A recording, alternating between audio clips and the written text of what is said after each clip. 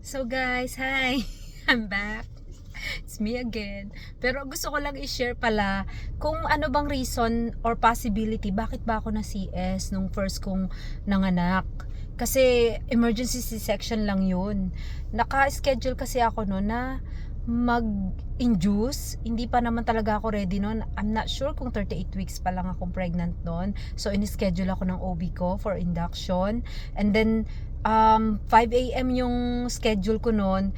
Nung nakapunta na, the day before kasi, or I think mga 2 days before, gusto ko na mag-change mind, na sana antayin ko na lang yung normal talaga, na talagang ready na siyang lumabas. Kasi 1 cm lang naman ako every time na na-check ako.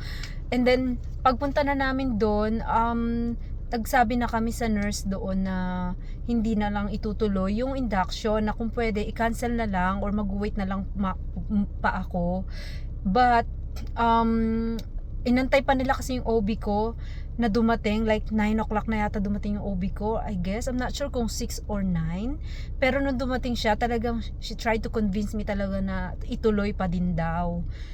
Kasi nga, kailangan daw, ewan ko ba, kasi yung talaga yung parang available niya rin sa schedule. So, pinush niya pa rin na ituloy, kahit na na-delay na ng ilang hours na dapat supposedly 5, ma-start na ako ma-induction, diba?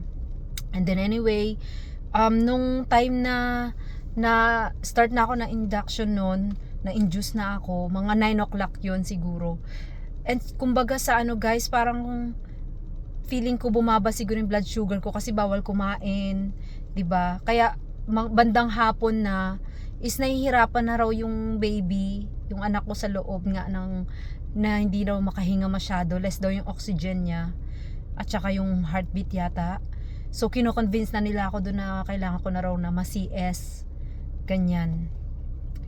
So kahit ayaw ko, pero napilitan para lang ma-save yung baby, 'di ba? Tapos binigyan na rin lang ako oxygen noon. So yun na, emergency section na yun. Pumunta na kami ng operating room. Ayaw ko rin talaga sana, pero wala akong choice kasi yun yung mas best for the baby and for me, ma-save kaming pareho. So 8 o'clock na ako noon nanganak, ganyan. Kaya ayun, feeling ko hindi naman ako masisi-section siguro kung hindi na lang tinuloy muna yun, or kung tumuloy man kami, dapat yung right time talaga na by 5, 6 na start na ako ma-induce.